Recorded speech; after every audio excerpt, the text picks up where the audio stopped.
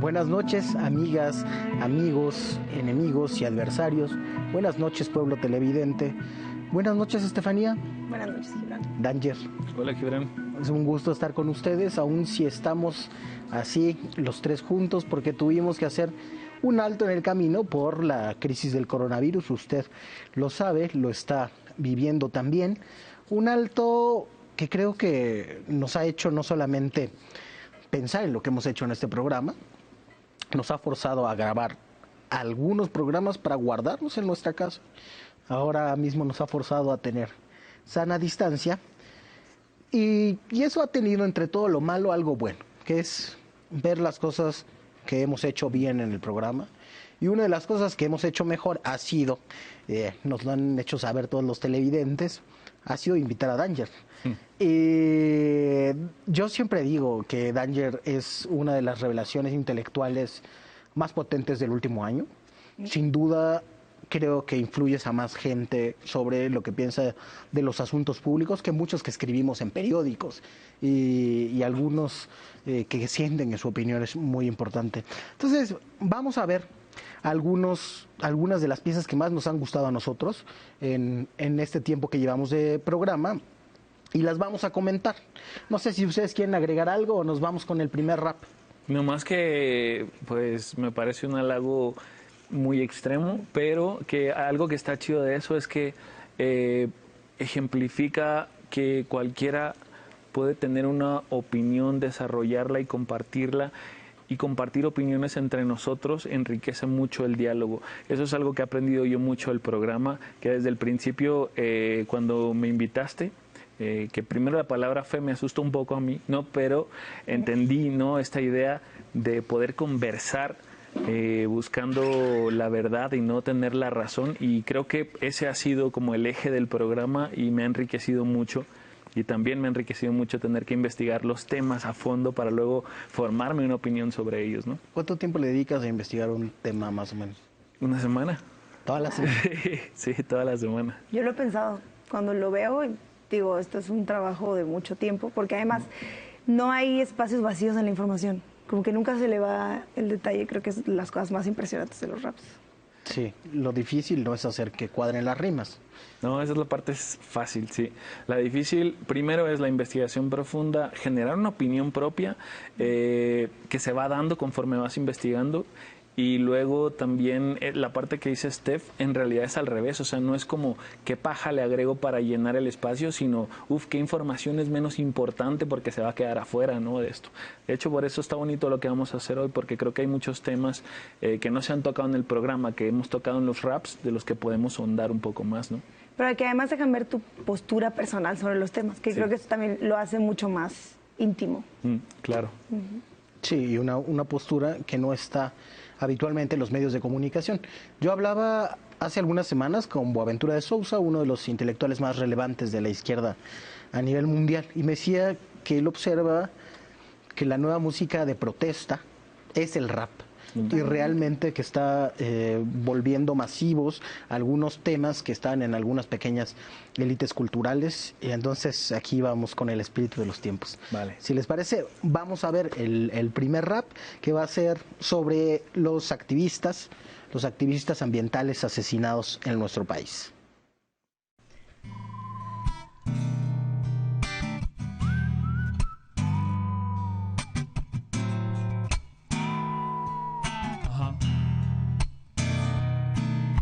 Otro activista muerto, ya van 14 en el año y quedan impunes 9 de cada 10 casos. La mayoría son indígenas con recursos escasos y en muchos de los ataques hay agentes del Estado. Tengo una historia minera transnacional, le ofrece un gran negocio a alguna autoridad local, pero en la comunidad alguno se resiste al plan, así que le hacen una oferta que no puede rechazar. Está saliendo caro querer cuidar la casa, porque se toca el varo, porque se cae la plaza. Querer parar la tala, querer limpiar el río, está acabando en bala y silenciando en frío.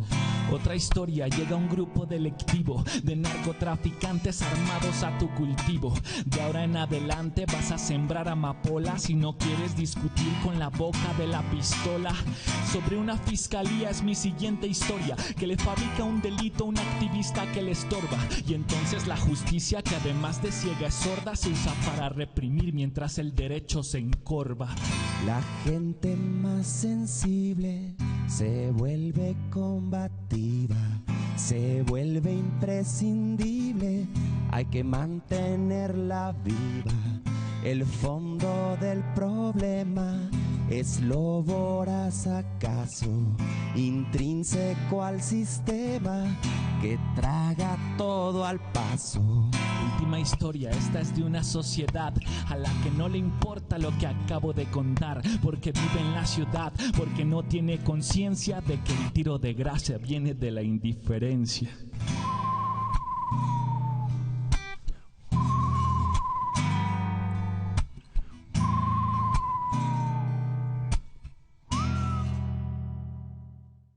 ¿Qué le pareció a usted? ¿Qué te pareció a ti, Estefanía? Bueno, hablábamos un poco de lo versátil que es el rap, que no siempre tiene que ser este beat de hip hop, sino se puede mezclar con otras cosas. Y eso es lo que me parece bueno de esto. Creo que para mí fue la primera vez que te vi hacer algo con música un poco diferente, porque fue de los que empezaste a traer otro tipo de música y a mí me gustó.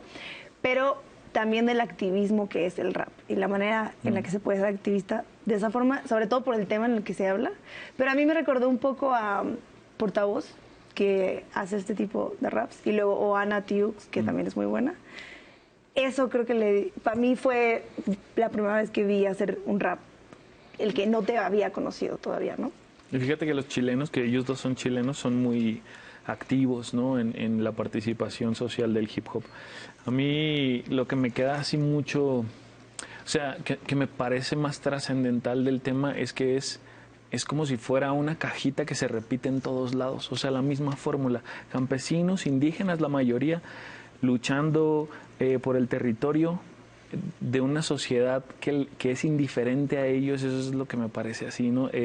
Muchas veces los instrumentos de las grandes empresas o transnacionales o los grandes intereses económicos utilizan al Estado o al narco para erradicar a lo que les estorba, ¿no? A los activistas, ¿no? Ya sea metiéndolos a la cárcel, asesinándolos, desapareciéndolos, etcétera. Y lo vemos todos los días en todos los países, pues, ¿no? Es algo que me parece tan grave porque la gente no habla de eso, pues, ¿no? Eso es algo que a mí me hace como mucho sentido, mucha fuerza, me parece. La gente, la academia tampoco habla de eso. Yo tengo un amigo que se llama Jaime Martínez Veloz, que tiene una hipótesis, que es que no es que las grandes transnacionales y las mineras utilicen al narco como tal, sino que hay una fuerza informal, ejércitos, mercenarios, que prestan servicios tanto al narco cuanto a las mineras, es decir, a mafias de diversos tipos. Y sobre lo que hablas de lo estandarizado, de la situación de campesinos, indígenas, defendiendo el territorio. Hay dos consideraciones que quisiera agregar antes de ir al próximo rapo, igual seguimos la conversación. Una cosa es que las empresas sí seleccionan lugares donde el tejido social es más susceptible de quebrantarse a propósito. Y la otra es que hay toda una ingeniería social de eso. Ellos saben perfectamente cómo hacerlo. Hay consultores políticos que se dedican a decirles cómo desarticular a las sociedades para que sean susceptibles a eso. Y les dan recursos a algunos y hacen trabajo antropológico también para saber de dónde desatar los nudos que unen a esas comunidades para hacer negocio. Es decir, es algo perfectamente perverso, no es una inercia. Y destacaría también, hay en el neoliberalismo una intención de dejar de hablar del territorio. Todo se trata de flujos. Entonces, las tareas principales del gobierno, que son gestionar la población y el territorio, parecen desaparecer. Lo que importa es cuánto llega de inversión. No importa lo que está pasando en la tierra, con las sociedades. Y el país ha cambiado mucho en los últimos años porque cada vez gestionamos menos el territorio.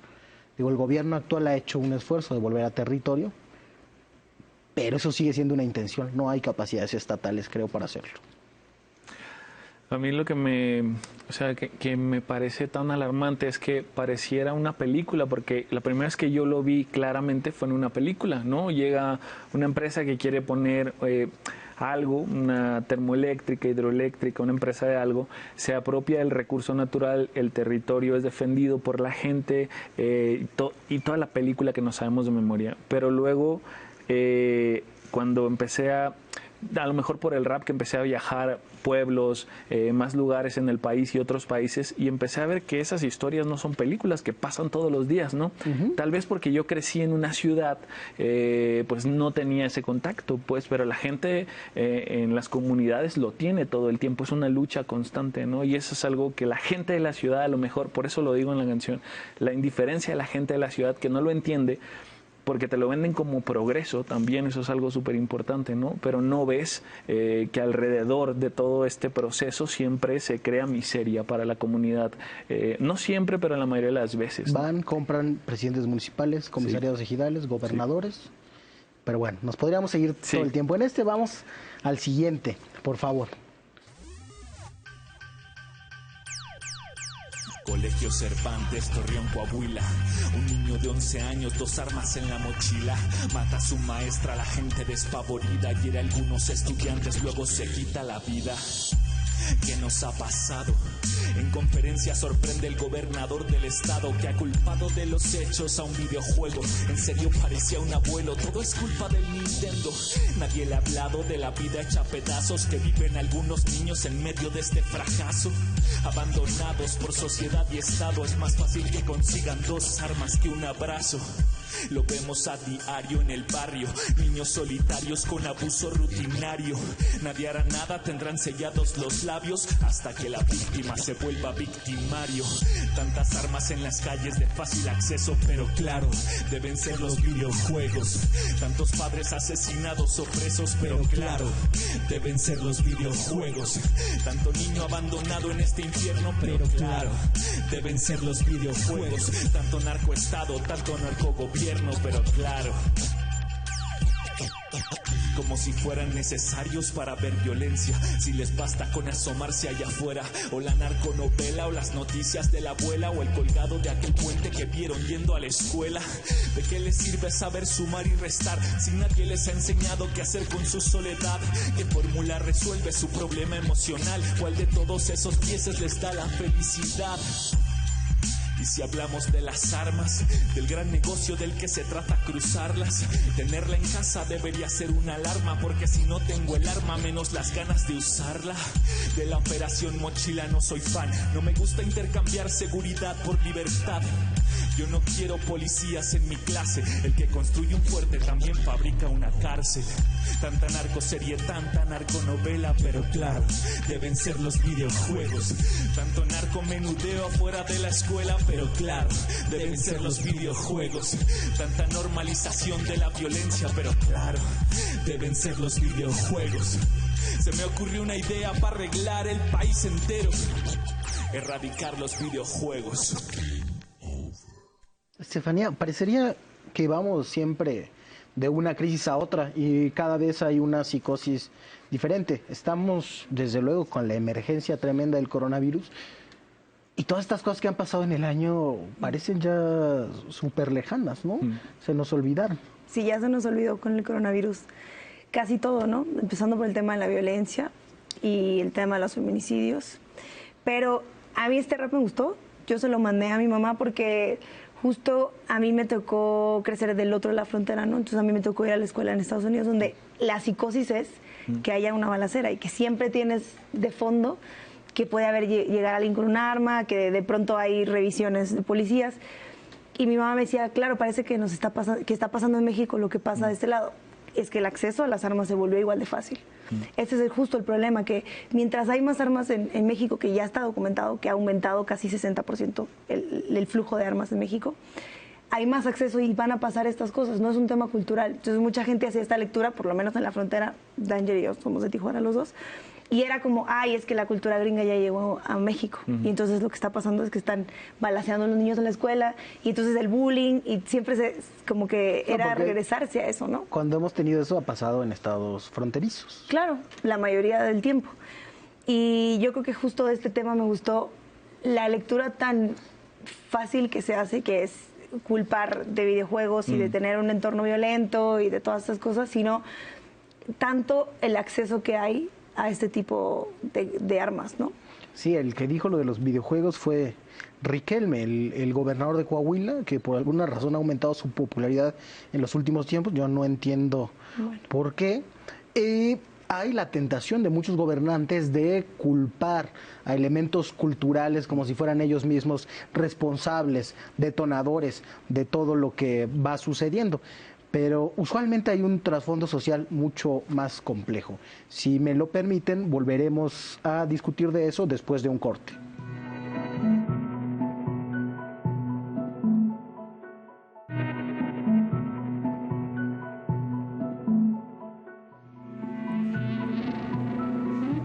Muchas gracias por seguir con nosotros. Estamos discutiendo toda la complejidad social que entraña una balacera como fue la de Torreón, que sin embargo se explica con un expediente fácil como, claro, los videojuegos, y se buscan soluciones igual de fáciles, Estefanía. Sí, claro, justo lo que hablábamos ahora, que en la escuela en la que yo estudié, ahora las mochilas son transparentes porque esa fue la manera de solucionar todo. Entonces, ver quién tiene qué, y eso es lo que decía Danger en el rap, es entregar la libertad para tener una suerte de seguridad, y al final no tienes ninguna de las dos. Es que caes en la criminalización de los niños, fíjate, cuando los niños son las víctimas en realidad, ¿no? Porque es el mundo en el que crecieron, y esa facilidad de tener las armas, más todos los contextos que intento narrar ahí en el rap. A veces los estribillos, hablando de las canciones, la música en general, los estribillos nos ayudan a dejar clara una idea repetitiva. En este caso me parece que es el ejemplo, ¿no? O sea, tomo esto de, claro, deben ser los videojuegos, y resuelves como ahí la operación. Eso me gustó. Yo no vuelvo a escuchar los raps, curiosamente, en general, casi nunca vuelvo a escuchar lo que escribo, y de repente me descubro cosas ahí que está cool, ¿no? Como que, órale, fue una buena idea, ¿no? Esa... Sí, ese pegó en particular. Probablemente fue el primero que pegó durísimo. Fuerte, sí. Digo, tiene frases muy afortunadas. Una de las que más se repitió, creo que es más fácil conseguir 2 armas que un abrazo, que creo que es algo de lo que explica la situación en la que estaba el niño, que era, sí, de una familia acomodada, parece que de una familia criminal, ¿no? Habló después de eso la unidad de inteligencia financiera, pero se dio por zanjado el tema. Sí. Y seguramente volverá otra balacera, otro tiroteo, y volveremos a entrar en lo mismo y a culpar a los niños y a los videojuegos y a revisar mochilas y a meter perros y policías a la escuela. ¿Por qué no nos lo tomamos en serio? Hubo una discusión. Yo propuse en ese entonces que mejor se eliminara la mochila. Hay maneras de hacerlo. Hay profesores que lo han hecho en muchos sitios de la República Mexicana. La propuesta me la robó por ahí alguna regidora, alguna diputada, pero para eso son las propuestas, para que las tomen y las distribuyan. Se habló en algunas secretarías de educación pública y seguramente después vino el próximo escándalo y se sepultó. Pero bueno, está de tarea. Cuando vuelva a pasar, nos vamos a volver a acordar de esas cosas. ¿Agregarían algo? Eso es que dejar las cosas en un locker como en Estados Unidos, en el salón de clases para no llevar la mochila, ¿cómo funcionaría? Sí, hay el ejemplo más a la mano que tengo es el de mi madre, profesora jubilada de primaria. Ella da clases en Iztapalapa y con otros profesores de Iztapalapa que lo han hecho también. Hay espacios que se pueden acondicionar en el salón, no lockers personales necesariamente, que tendría un costo mayor, sí, pero sí hay estantes donde se pueden dejar la mayoría de las cosas, incluso en una mochilita por estudiante, y que ellos carguen solamente un cuaderno donde estén todas las materias y además sus anotaciones personales. Un cuaderno del diario donde ellos pueden escribir incluso cosas que sienten, que hacen en la tarde. Un cuaderno digamos, un diario de la escuela y si se puede un poco de la vida. Y entonces llevan su cuadernito y una lapicera a veces o una lonchera y esas sí se revisan. Porque parte, digamos, de la educación en los hábitos es que los niños lleven una alimentación balanceada, por ejemplo. Entonces con eso se zanja lo de andar revisando mochilas y creo que además se promueven mejores hábitos pedagógicos. Lo de la mochila es malo hasta para la espalda, pues. Sí, estoy de acuerdo. Por eso me parecía interesante. Bueno, si les parece, vamos a ver el siguiente rap. No podíamos salir del pueblo, porque en la escuela que íbamos es en Huecantenango y ahí no podemos ir porque si vamos a otro día nos levantan.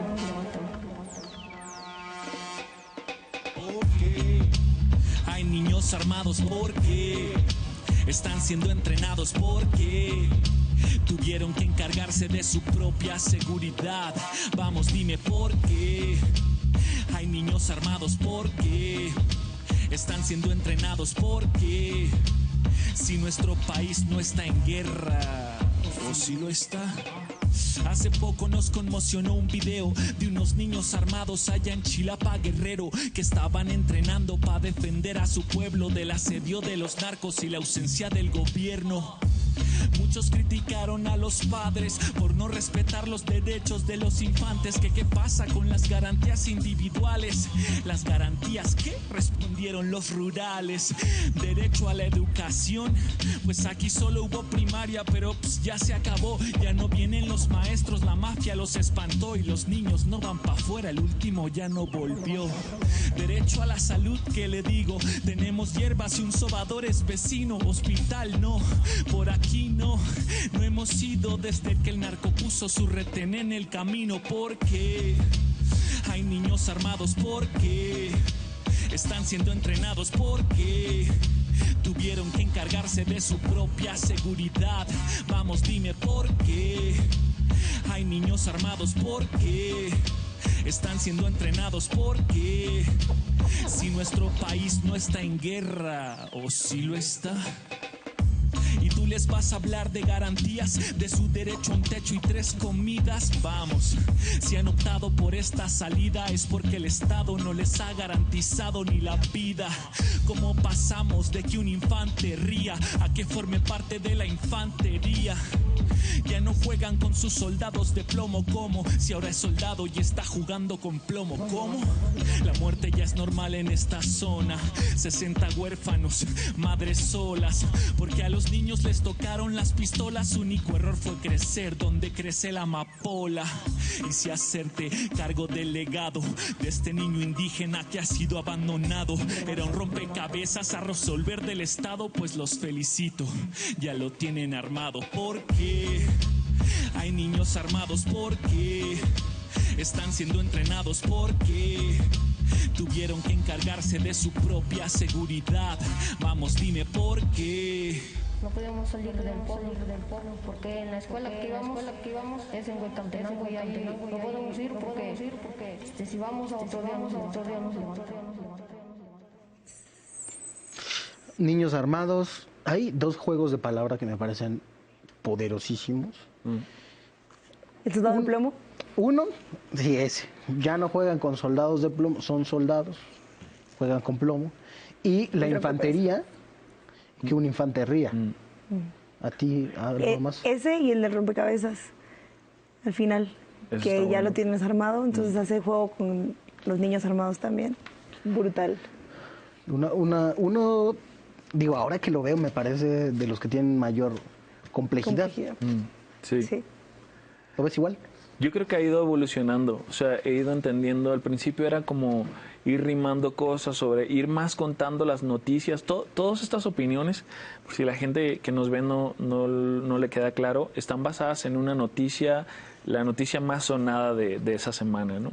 Y sobre eso realizo una opinión que se derive a alguna ramificación de esa noticia. Y al principio empecé contando las noticias rimadas y dando un poquito ahí de perspectiva, y creo que he ido como entendiendo más cómo hacer estas piezas. A mí me gustan mucho los juegos de palabras, es como la creatividad en las letras. Intento dar la información, dar una opinión que dé contenido y jugar, y a veces funciona, ¿no? A veces salen bonitos, a veces funcionan las piezas como acá. Creo que lo que más me llama la atención a mí de esto es primero que es ver niños armados, es como, eso es noticia internacional, ¿no? Y lo fue, de hecho. Y luego el haber estado ahí, yo he estado un par de veces en Chilapa, me ha tocado por el rap, por ir a hacer concierto y talleres. Y la realidad es que en México aún existen estos territorios que parecen tierra de nadie. Y Chilapa es un territorio que no sabes quién controla qué y qué puedes hacer y qué no. Así es como no debería ser, ¿no? Uh-huh. Chilapa es uno de esos sitios en México. Yo creo que eres un practicante, digamos casi sin saberlo, del género del ensayo. Este no es ni una columna de opinión, es prácticamente un ensayo. Yo creo que está muy claro el planteamiento. Hay niños soldados que son un síntoma de diversos problemas. Uno, la falta de gestión del territorio. Otro, digamos, muy relacionado, es la falta de el Estado en esa sociedad, que provocan que no haya un ejercicio efectivo de los derechos. Entonces es impensable un Estado de derecho ahí.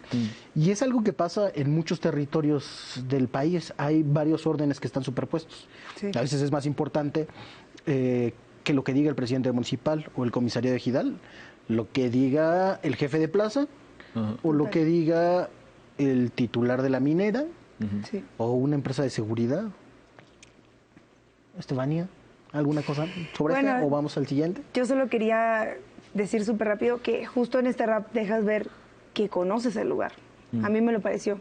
Como que no es un punto de vista ajeno, y normalmente cuando se escribe sobre estos lugares es desde otro lugar, desde gente que no ha ido y que no ha pisado. No, gente que leyó la nota en El País. Que leyó y que decidió hacer su columna sobre eso. Creo que deja ver que fuiste, y además un músculo ahí literario, o sea, que va trazando un camino que luego veremos en los próximos raps. Pero creo que este es también uno de los más importantes. Y creo que cuando los temas me son claros, funcionan mejor. Eso también, o sea, por lo menos pasionalmente me entrego mucho. Yo, el pasado también, donde yo veía a mis vecinitos en el barrio de 8 años queriendo ser narcos, era algo que siempre he dicho en los raps, ¿no? Era algo que quería gritarle siempre al mundo, y utilizar esta herramienta musical.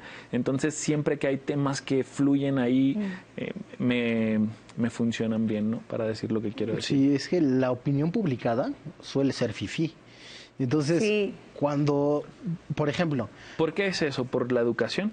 Yo creo que una parte tiene que ver, una parte mínima. El sistema de prestigios está estructurado en buena parte por el linaje, ¿no? Los intelectuales son los hijos de los intelectuales públicos. La casta. Sí, una casta.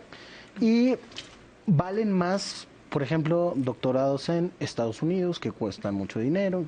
Hay todo un sistema de prestigios que está íntimamente relacionado con el sistema de clases sociales. Entonces, muchos profesores universitarios que tienen preparación, capacidades para abordar uno u otro tema, acaban no haciéndolo en los espacios que son más públicos, porque esos ya están reservados para algunos que tienen relaciones con esos espacios.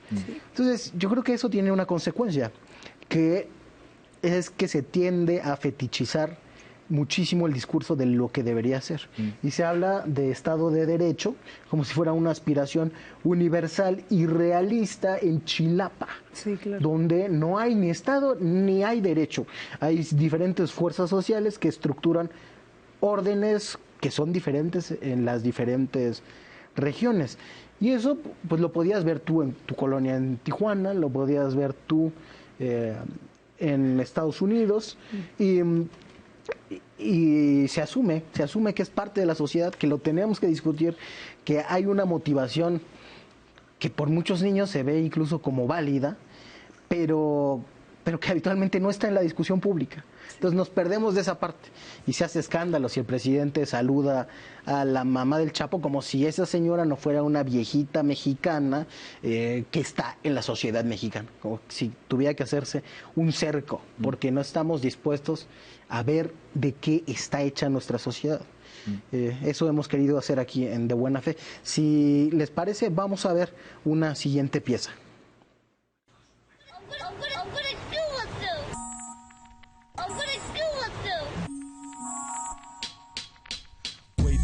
Australia, infancia rota, nació con enanismo, el bullying lo azota, quiere quitarse la vida, aunque haya sido corta, pide una cuerda para escapar de gente loca, algún cobarde inventó que esto era un fraude, que no tenía 9, que era un influencer de alcance, lo bullearon por ser chico, lo bullearon por ser grande, pero el tamaño no define la grandeza de alguien.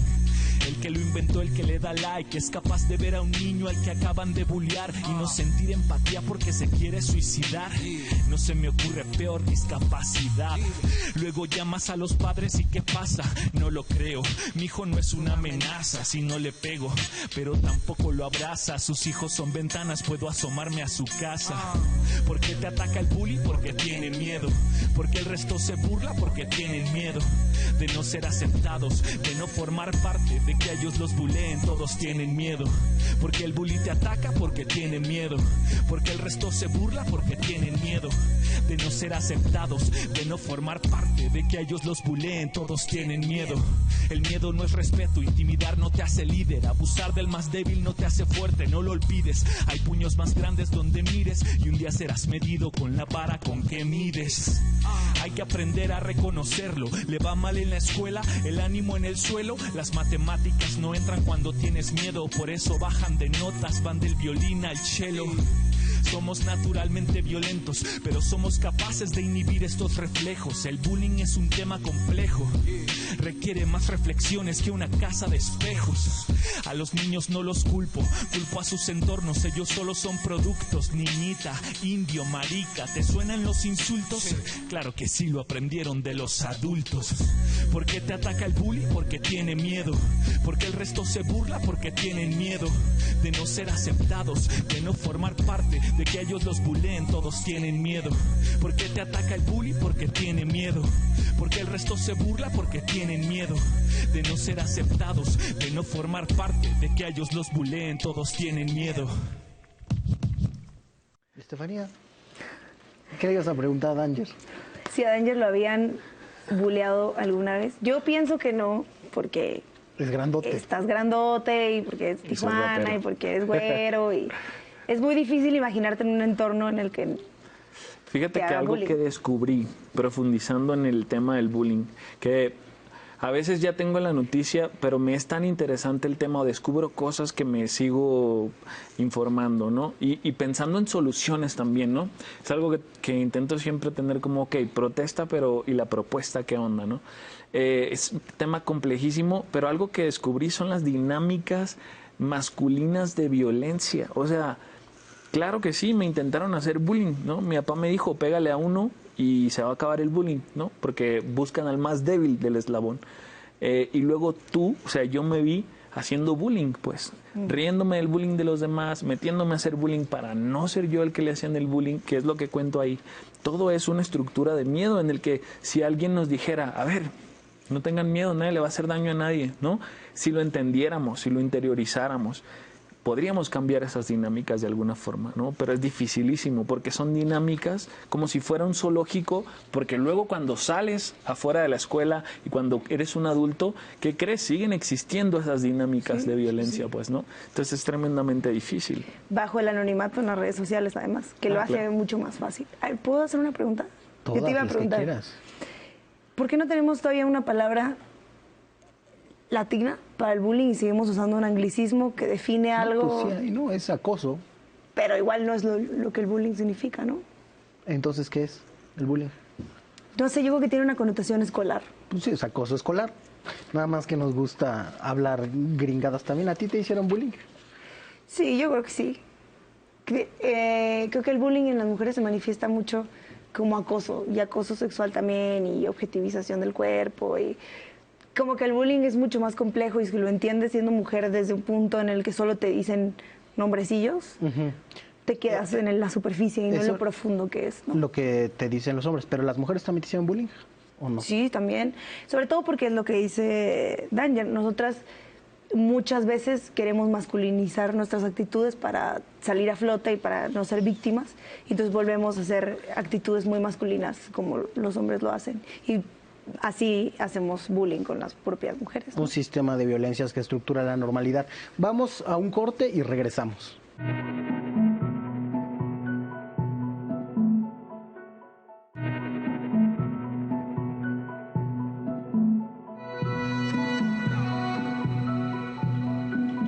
Estefanía. Bueno, aquí Danger y yo decidimos preguntarte si a ti te habían hecho bullying. ¿Y si te afecta? Me interesa saber, porque eso es algo importante. ¿Cómo lo tomas? Sí, yo conocí el bullying en la secundaria. En la primaria yo era muy feliz.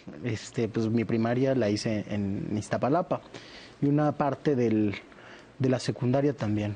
Pero en la primaria, pues muy bien, la verdad.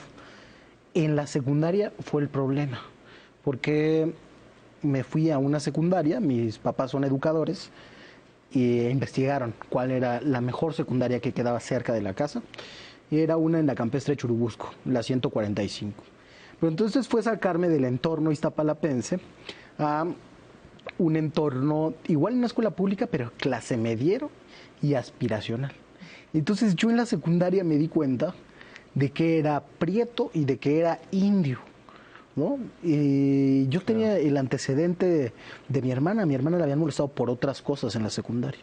Pero entonces, mucho en la secundaria por indio y prieto, y ahí descubrí la discriminación racial.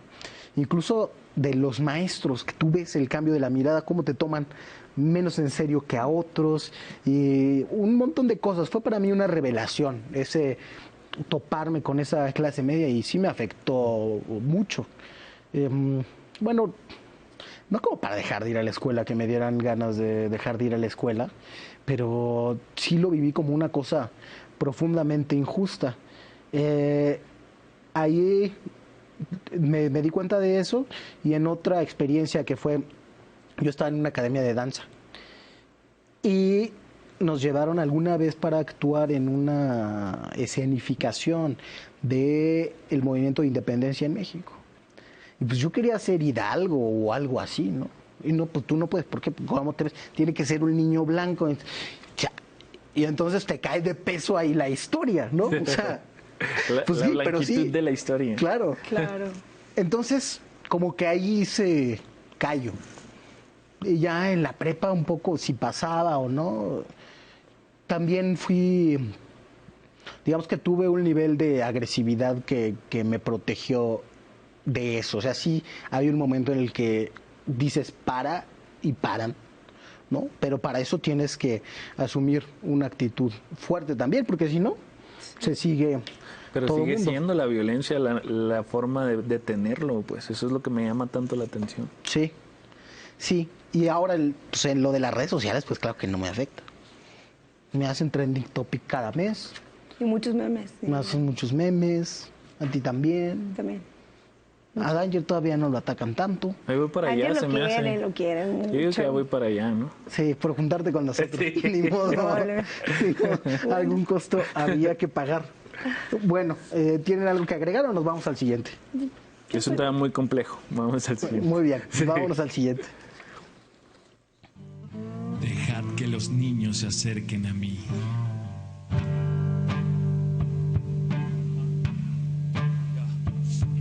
Los legionarios de Cristo revelan la información de que en los 80 años de su congregación, 170 niños han sido abusados por 33 sacerdotes, incluyendo al fundador. Pero las víctimas dicen que es una burla, que se quedan cortos, que la verdad es más cruda. ¿De qué te dan ganas? Parece que Satanás también anda entre las sotanas. Y si denuncian a un pederasta se acciona un sistema encubridor que solo los cambia de zona. No estoy seguro quién protege a estos cretinos, pero ya sabes a dónde llevan todos los caminos. La iglesia tiene poder porque tiene votantes que al gobierno le van bien. Y si los niños no votan, ¿a quién van a defender? Son intereses de votos y no hablo de fe. Somos el país número 1 en abuso infantil en el mundo. Clero, no te equivoques. Hay que proteger a los niños, no a los sacerdotes. Somos el país número 1 en abuso infantil en el mundo. Estado, no te equivoques. Proteger a los niños, no a los sacerdotes. Según los especialistas, a una persona le toma 20 años estar lista para denunciar al que le hizo daño, pero este delito prescribe a los 5 años. Otro dato que ayuda a explicar por qué hay 99% de impunidad. Otro pederasta en Roma al que el clero va a castigar, pero esto no es un pecado, es un delito sexual. En una investigación internacional descubrieron que legionarios son millonarios o más, con cuentas en las Bermudas, Suiza o Panamá. Cuando hablaban del paraíso no sabía que era fiscal. Son un imperio financiero, ya lo ha dejado claro el clero. La fe mueve montañas y algunas son de dinero. Somos el país número 1 en abuso infantil en el mundo. Clero, no te equivoques. Hay que proteger a los niños, no a los sacerdotes. Somos el país número 1 en abuso infantil en el mundo. Estado, no te equivoques. Hay que proteger a los niños, no a los sacerdotes.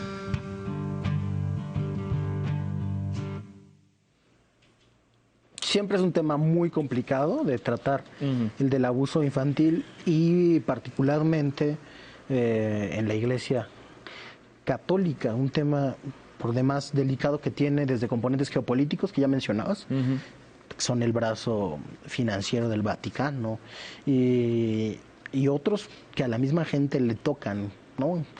Como desacreditar moralmente la religión que muchas personas siguen. Es incómodo para muchas personas, y eso a veces frena que se discutan en el espacio público estos temas. Tú nos mencionabas un caso del que nosotros no sabíamos o no teníamos tan fresco. De un sacerdote que había contagiado, me suena 32, pero no sé si más o menos, niños de SIDA en Oaxaca.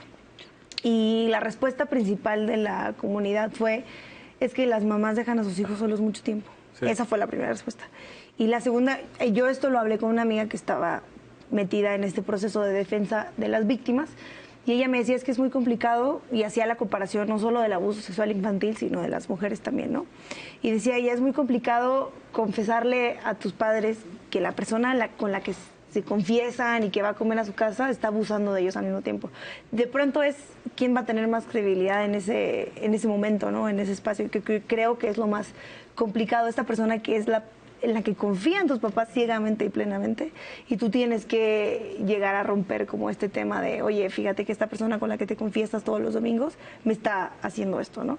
Y además lo que decía Danger hace un rato, de cuánto tiempo es el tiempo que se le debe dar a una víctima para denunciar algo y que no prescriba, porque hay una cosa que se llama esta suerte de memoria selectiva que se plantea muchísimo en Estados Unidos, se está hablando todo el tiempo de esto, porque entonces es qué tanto te acuerdas bien de lo que pasó, a lo mejor te confundiste, y mientras más tiempo pasa, menos te van a creer. Y está fundamentado en sistemas legales, como en el de Estados Unidos, que es la ley común, ¿no? El common law, que es más complicado, pero que México todavía no ha llegado a abordarlo ahí, aunque creo que ahí el abuso sexual infantil y el acoso sexual de las mujeres y el abuso tiene que sentarse a discutir de la misma forma, yo creo. Es porque el delito prescribe a los 5 años, pues no puedes demandar a alguien por ese delito después de 5 años y a ti te cuesta mucho más, ¿no? Algo que es muy evidente es que es muy difícil para la gente tocar a sus líderes espirituales, y luego que el mismo gremio lo que hace, por eso el coro del tema es que protege por encima de los niños a los sacerdotes, los mueven de una ciudad a otra, le dicen a la gente que ya no lo van a volver a ver, que ha sido destituido, etcétera, pero no, lo ponen a trabajar con niños en otras comunidades, lo que pues le da otras áreas de oportunidad a los depredadores sexuales. Luego ves a la gente diciendo, sí, pero eso pasa en todos lados, los papás los violan, todo el mundo viola niños, etcétera, ¿no? Es como, me parece un tema escandaloso y que también se ha cuidado mucho en los medios y pues es un brazo poderoso, espiritual y económico y por eso también ha logrado salir airoso en muchos momentos, ¿no? Sí, hay un componente sistémico que es el que no se quiere ver. No es un asunto de manzanas podridas, de personas con problemas mentales que van y abusan de los menores. Hay quien ha planteado que tiene algo que ver con esto el voto de castidad, por ejemplo, y que tiene que replantearse. Y es muy escandaloso ver cómo antes de discutir algunas de estas reglas están dispuestos a generar un sistema por debajo del agua para mover sacerdotes, para protegerlos. Digo, ha habido algunas respuestas de la Iglesia a nivel global que parecen ir en sentido contrario, pero claramente no es una voluntad unánime. Si les parece, vamos a ir con el siguiente rap.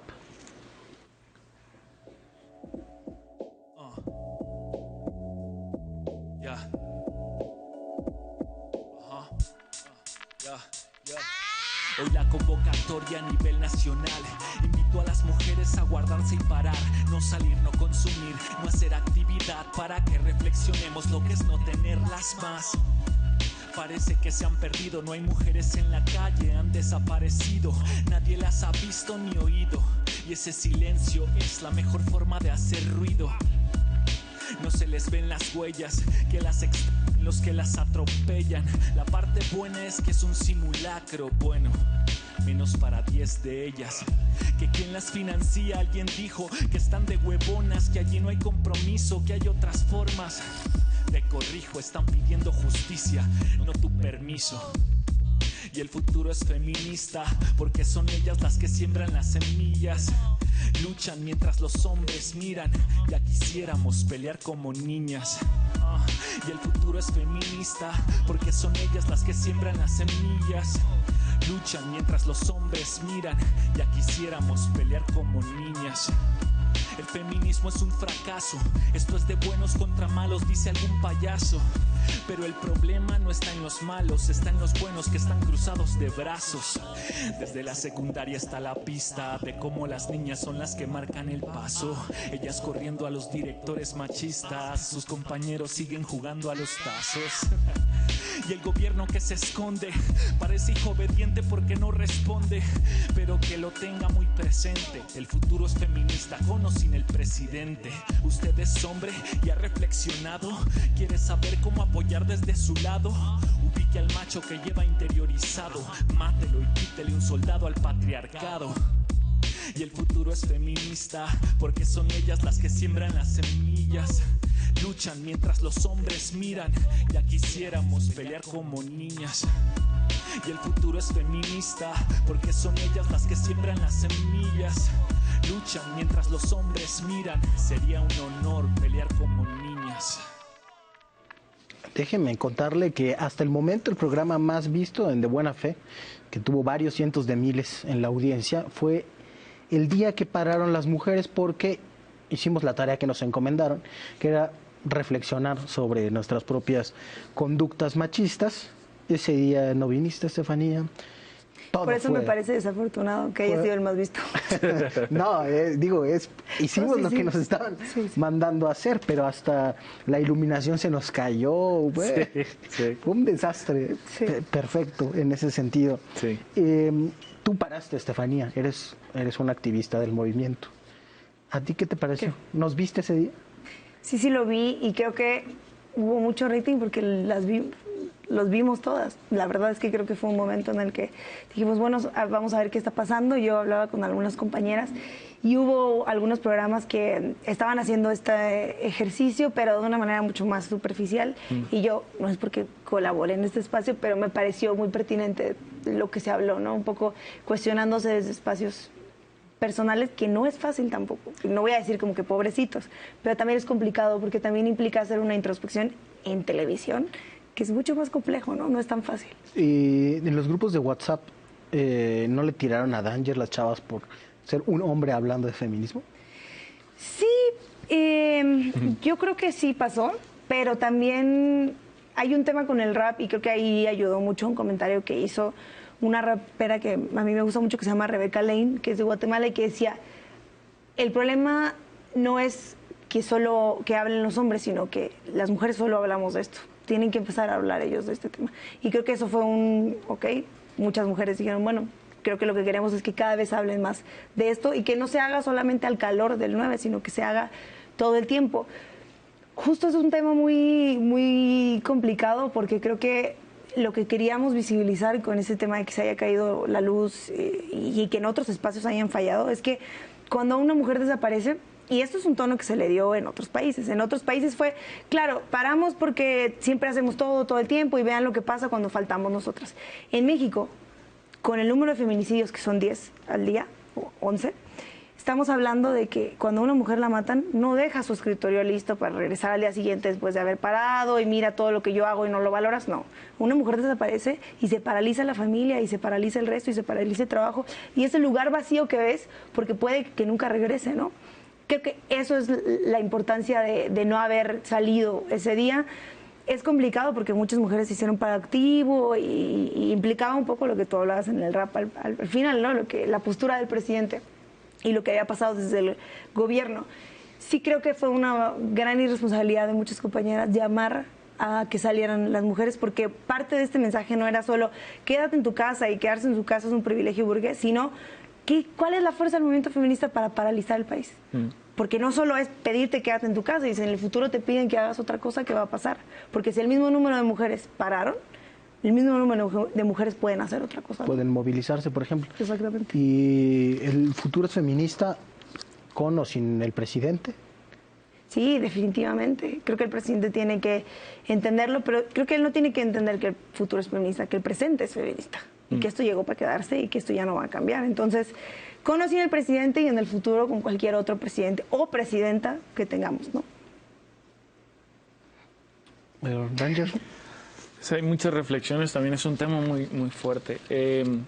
Creo que la importancia es esa, que los hombres nos pusimos a hablar entre hombres y reflexionar sobre eso. Es importante para mí, yo pensé muchas veces si iba a hacer un rap sobre el tema o no, porque entiendo lo de que el hombre no debe ser protagonista, ¿no?, del movimiento feminista. No lo intenté en ningún momento, pero decidí que sí, porque es importante, me lo dijeron también las feministas, que un hombre le hable a los otros hombres, pues, ¿no? Entonces esa era como la idea. Creo que ese fue el acierto de ese programa, vernos reflexionar. A mí me hubiera gustado, y todavía creo que debemos de hacer más ejercicios hablándole a mis compas del barrio, porque a veces los compañeros que tuvimos increíbles, excelentes, su reflexión, su aprendizaje, pero a veces utilizamos muchos términos complicados en el lenguaje para mis compas del barrio. ¿Sí te parece? Seguimos hablando de eso. El próximo programa, que vamos a seguir con raps, nos vemos el próximo lunes para seguir hablando de esto, de buena fe.